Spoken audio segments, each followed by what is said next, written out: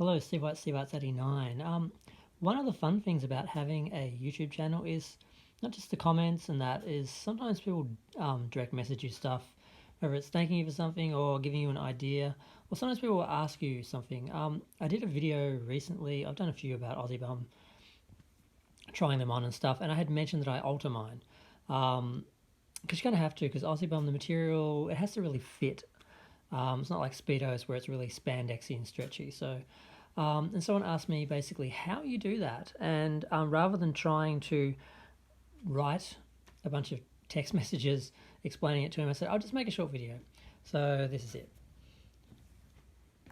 It's not that hard. Basically, the problem I have is, and same as this guy, and I've seen a few other people with the same problem. Basically, they fit well on the hip, but they are too long in the back or too long in the crotch, and it shows in the back, in the butt. Basically, you get loose material in the butt, and it just doesn't look good. And especially some guys, when you see them get out of the water, and because the material isn't spandexy and doesn't cling, it tends to sort of hang, and it's just not a good look. So AussieBums have to be really fitted, but when they are, they look amazing.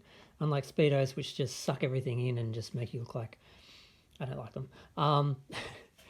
So for me, what I do, it's not that difficult. I just find, I go in the crotch and basically I put them on, and you sort of pull them back, pull them down in the butt so they look good, and down the front, and then you find you get like a bit of loose material right in the crotch, and I just find I just pinch it with my hand just between my fingers, and I usually find it's usually about 1 centimetre or 2, and I usually find a way to mark that so I know how much I have to remove, and then it's just really simple.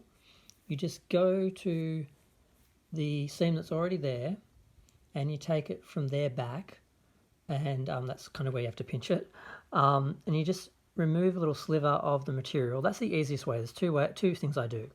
So you end up with like a little piece like that, and then you just resew it. So that's the easiest way, and I've got 2 examples here of the same. So that's what I've just done there. I've removed this piece, and these kind of almost fit well, so the piece is very small, and then I just resewed it by hand.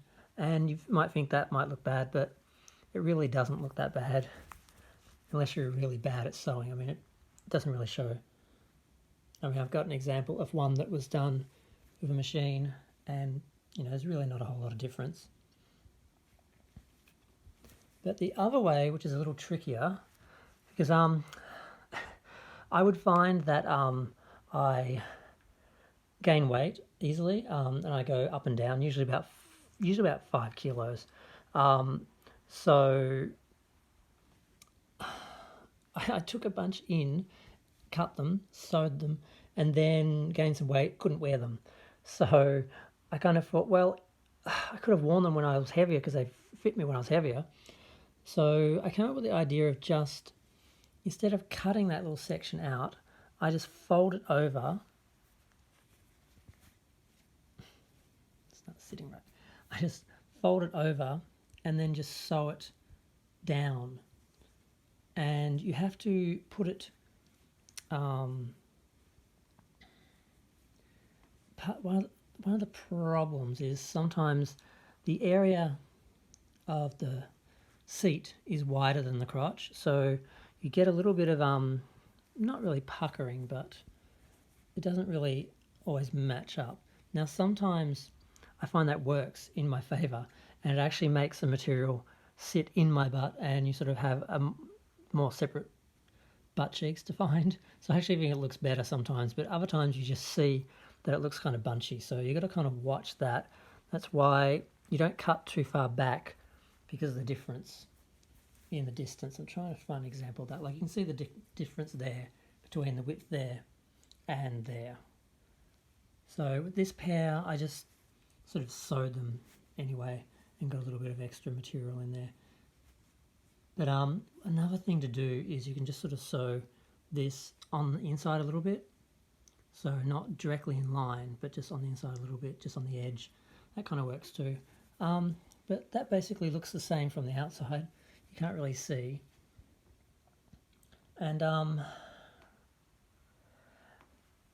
find it is better if you fold it backwards from the little section that you need to leave in there. Fold it back towards the butt, because you get like a straight line of material going down into your butt basically, instead of if you put the seam the other way, you get like the seam sort of sticks out, and you don't want anything sticking out looking like you've got a load of something in there. You're not going to get that from just a seam, but it still just sort of doesn't look quite right. So that's what I do. And the reason why I do that mostly is because you can undo it again. So you can do it where it fits you perfectly, and then if you gain weight, you can do it again. If you lose weight, you can do it again. But I did get a bit sick of that, so with my favourite pairs, I just bought doubles, and I did a permanent cut, skinny, altered one, and then I left the other one to be like the bigger pair.